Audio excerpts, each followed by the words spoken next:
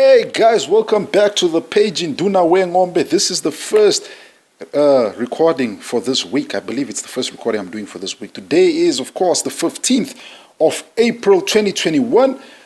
2021, we're experiencing cloudish weather in Windhoek, Namibia. Cloudish and windy.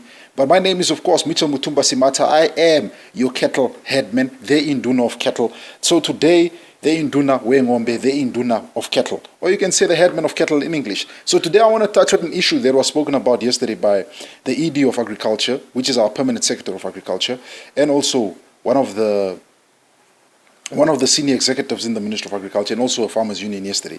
They were speaking on the removal of the red line, and I want to touch on this. I know people will be like, but Mitchell, you've done a video on the red line in state-owned land. Why do you want to do this again? I just want to go a bit into depth, into depth with this topic. Guys, first thing I want to start off with, why should we remove the red line?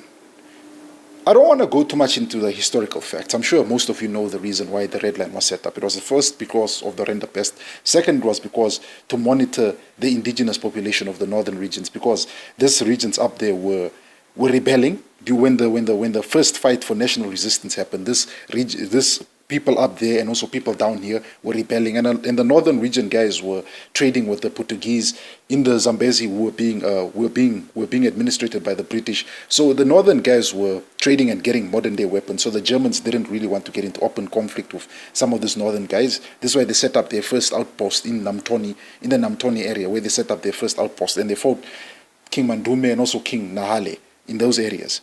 So that was the first reason. The second one was the economic one.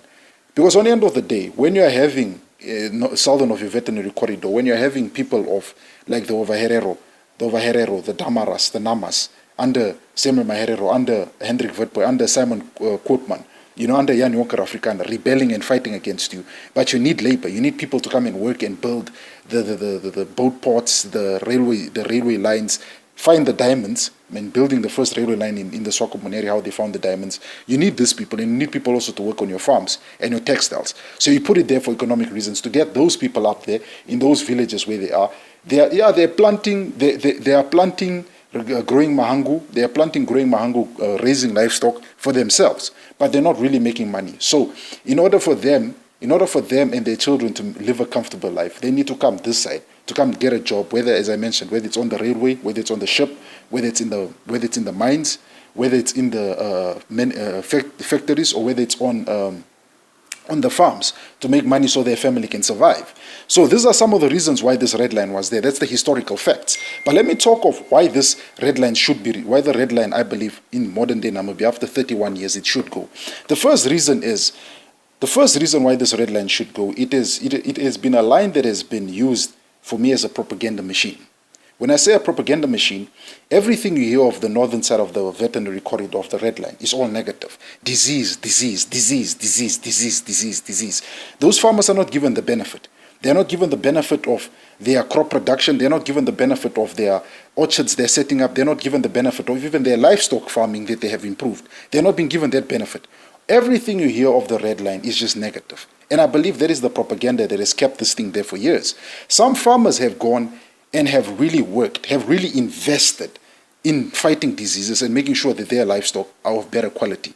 People, if you can go around Namibia right now and ask a lot of their stud breeders, particularly those stud breeders in the Grootfontein-Tsumeb area, Ocho area, where most of their stud animals end up, or most of their bulls they produce end up there, they tell you a lot of them sell their bulls across the red line to some of the communal land farmers there. These guys are investing. It's not that they don't know how to farm cattle. They know. It's just that they were not really willing to invest in their livestock because, number one, quality animals cost money, and sometimes these people do not have money. Some of them are still either farming for their own consumption or for traditional purposes. Traditional purposes, if there's a death in my family, I slaughter 2 oxen. If there's a wedding in my family, I donate 2 oxen. If we are hungry, there's no food at home, I slaughter an oxen. So people still farm on a commercial level. On a communal level, on a traditional method of farming, compared to a commercial farmer. A commercial farmer, before he would even slaughter his own cow to eat, he would first try and sell it. A commercial farmer is much more comfortable to drive to a shop to go buy meat from there. He will not slaughter his own goats or his own chickens or his own sheep or his own cattle for his own consumption. He'd rather go buy, or he'd rather take a gun, put bullets in, walk into the field and shoot a kudu and an oryx rather than slaughtering his own animal, because he looks at it as money on 4 legs. So that's the first reason why it should go. The second reason why it should go is so we formalize the market. We need to formalize the meat market up there. At least this side, the meat market has been formalized, and this is why disease traceability of livestock, disease tracing of animals is much more better. If I am to go buy a bull, let's say if I'm going to go to the Hartebeesloop auction, down south I believe if I'm in the Stamprit area, down south, I would go, before I even buy an animal from him, I need to take out a permit. On this permit, Dr. Yogi Bootman, Dr. Yogi of Harteloop Bosmara. Sorry, I think I mixed up his surnames. Dr. Yogi of Harteloop Bosmara would take out a permit for me. On that permit, the bull's ear tag number would appear, the bull's ID would appear there.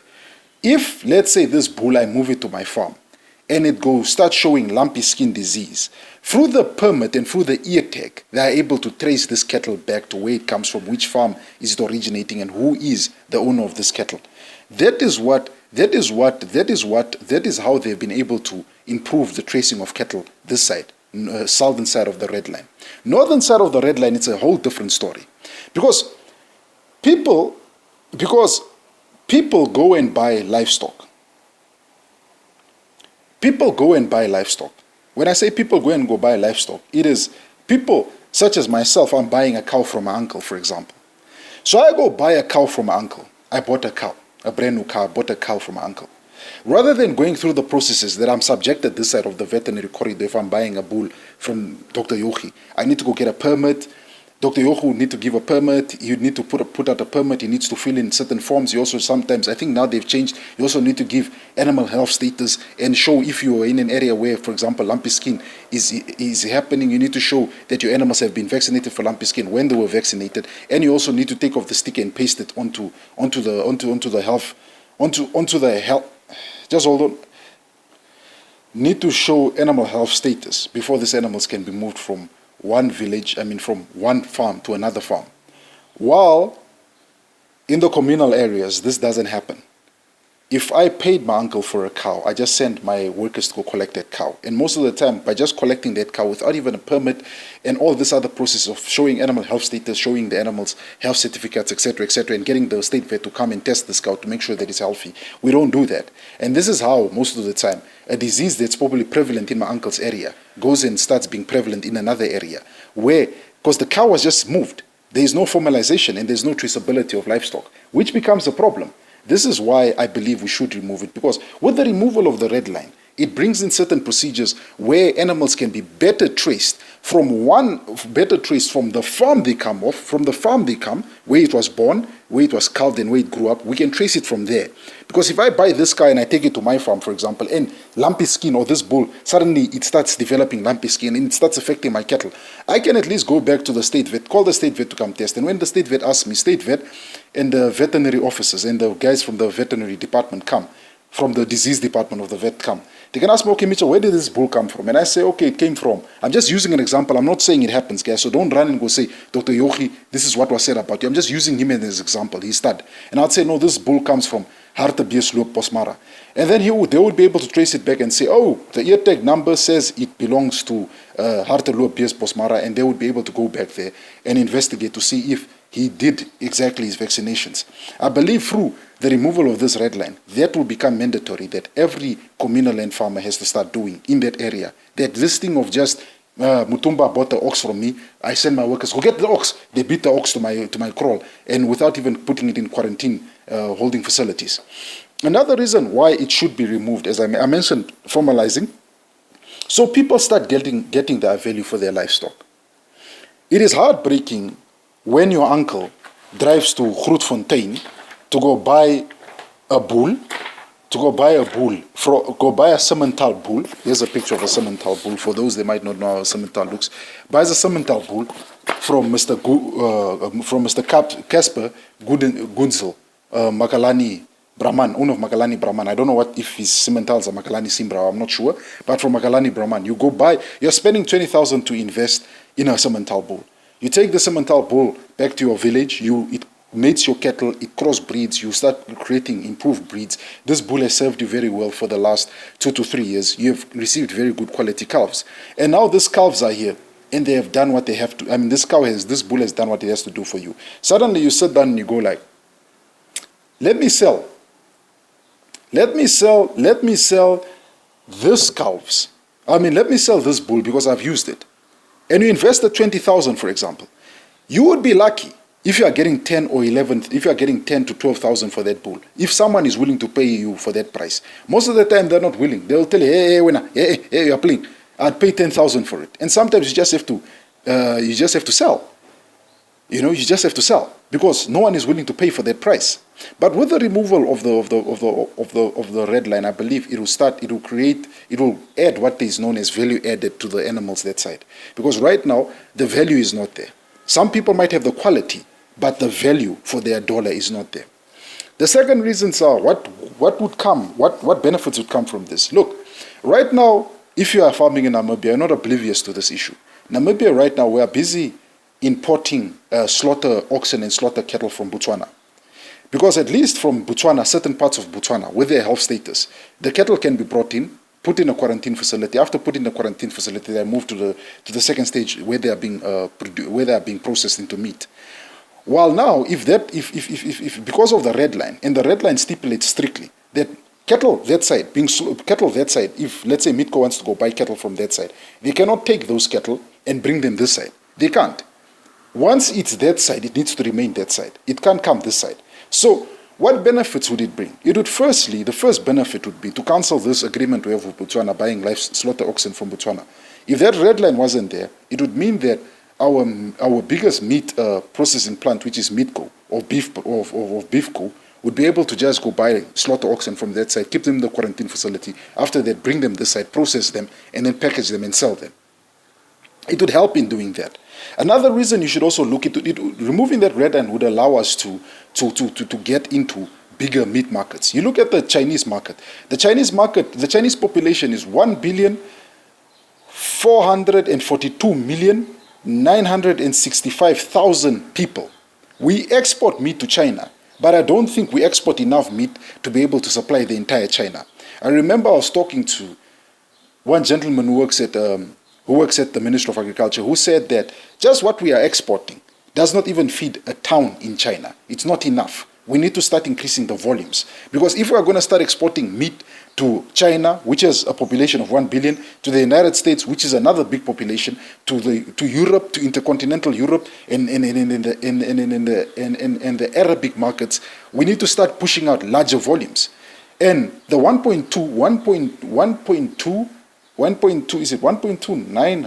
900,000 cattle this side, southern side of the veterinary corridor, on the southern side, these are now your commercial areas now, the two maps coming down all the way till the border of South Africa. I don't think there would be enough for us to be able to meet those quotas. And this is why the government is starting to look at, say, let's remove the red line. It could benefit us to access bigger markets. And it also bring benefits from the local guys. The local guys would have more money if the local farmers that side have more money to spend. Meaning now these local farmers, if the stud breeders are looking at this, it means now the local guys would all be able to come. Because remember, the population numbers are bigger on that side, particularly in the O region. That's where you have a huge explosion of people. Now people are now making money and are getting good value for their cattle. Those people that have more money to come and support a stud breeder like, for example, Mr. Iskavari, or come support a stud breeder like Mr. Casper Gunzel, who's in the commercial area. This, for me, I'm looking at it as a stud breeder. If I am a stud breeder and I'm producing quality Simbra cattle and I have 100 Simbra cows and Simbra bulls to sell, I would love there where the biggest population is for those guys to have money to come buy cattle from me, at least knowing that yearly I am selling close to 100 animals from my farm. That would be a good thing for me. The third part that I want to touch on is how should it be removed? I think we need to do it carefully. Because already you are having Namibia, we have a disease-free status, particularly southern of the veterinary corridor, all the way to the South African border, to the Orange River. It's disease-free status. You don't want us, we don't want to lose our health status. Because, as I said, from the veterinary corridor all the way down, we have a disease-free status. I think the government should go about it in such a way that they target those areas in the northern communal areas where diseases haven't broken out in the last 2, 3, 4, 5 years, where you haven't had major outbreaks where an entire region's population of cattle were affected. So this is something that you need to, that they should look at. That they remove it sector by sector, not just go like, okay, we're removing the entire thing. Because I'm sure most people, most of my fellow compatriots from the communal areas are like, I must just remove the entire thing. But I don't think it would work like that. They would go sector by sector. And I remember there was an article by a professor at the University of Namibia, of Science and Technology, who said that the way they have to go about it is first start removing it sector by sector, targeting those areas in the Kunene region, where there hasn't been an outbreak for the longest time, in the direction of Upua, where there really hasn't been outbreaks of diseases, moving all the way down to Omusati. Because in those areas, they started establishing some small holding commercial farms there. Omusati going all the way to the Kavango, there are also some small holding farms there. So these areas that have shown that they haven't had major disease outbreaks for the last 5 to 6 years, that's how they should go about it. And also not just that, when they remove it, they should also start creating protocols. As I mentioned, larger quarantine facilities where they can hold this cattle. If I go there and I say, there are some Nguni cattle, some indigenous breed of cattle that I'm targeting there in the Kunene area, the Kunene Nguni, for example, the Kunene Nguni, for example, Ana buy the Kunene Nguni. They should be holding facilities that says that, okay, you are buying it from whatever village, bring that cattle stand at the quarantine facility, whether it's at the veterinary offices. They have to build a very large quarantine facility, which can maybe take up to 1,000 cattle just to stand in that quarantine facility, other in that quarantine facility and monitored. And also blood samples taken of this cattle. So these blood samples are taken almost every second month and tested for any other known diseases, whether it's foot and mouth, lumpy skin, elephant skin disease, to make sure that we do not lose that animal health status. So this is how I would, if I was the EDO, I was the minister, I would say this is how I would go about it. We'd build large quarantine facilities, quarantine the cattle, and also pull blood, and also make it a must that every communal land farmer who has cattle in that area, if he's interested in selling his cattle to the southern part of the veterinary corridor, needs to bring out an animal health passport that shows that his cattle are getting vaccinated every year, and a vet has come and tested them. That's the first way I'd go about it. What are the risks involved? As I mentioned, the biggest risk we have is now this red line is removed, and we do not follow this policy that I said in point number 3 right now. How should it be removed? If we do not follow these policies, and people are just moving cattle recklessly, for example, the Zambezi region, for example, moving cattle recklessly from that side and bringing cattle into the Grootfontein area, that would be reckless. Meaning now cattle are probably carrying diseases. The animals are not even tested by the state vet, and this could lead to the destruction of our our disease-free health status, which allows us to be able to export meat to other parts of the world. So those are the things that I'm looking at. That's how I would have gone about it, and that are the reasons that I just said here, that I believe that the veterinary line, the red veterinary line, because it's the red line, it's actually areas painted red on our map, should be removed. It's for these reasons. But as I said, to minimize the risks is to make sure that all the cattle that either move from that side to this side are all tested for all diseases and are still kept in quarantine facilities. And not just that, those farmers there need to start producing animal health passports, the same way as a human being would have to produce a health passport if he wants to move from here. Like right now, of COVID-19, you have to show that you've done your COVID test. So just for you to be able to go to another country, that should be the same policy that we should have for our livestock. So those are my 4 cents that I gave here on the removal of the red line. I hope you guys find this video. If you guys are enjoying the content that I'm putting out in this video, please do me a favor, like the video, subscribe to the page, and switch on the bell icon so you guys are notified whenever I do future uploads of videos, whether it's this and whether it's this or another agricultural topic. But another thing I want to put out there, guys, is hit me up with some ideas that you guys think is the next agricultural topic I should talk about. Then I would do my research and I would come do a video about it. For now, guys, have yourself a wonderful Thursday.